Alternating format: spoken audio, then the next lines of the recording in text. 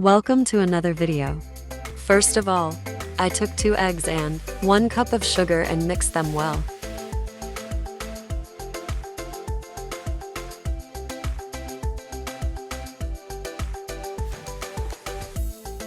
Then I added 1 cup of milk and mix it for 15-20 minutes.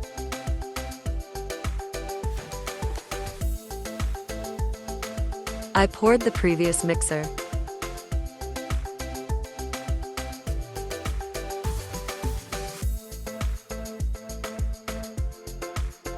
Now bake it for 20 minutes.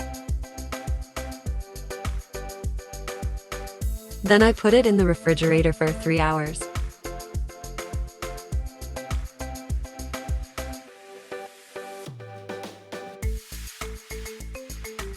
And it's ready.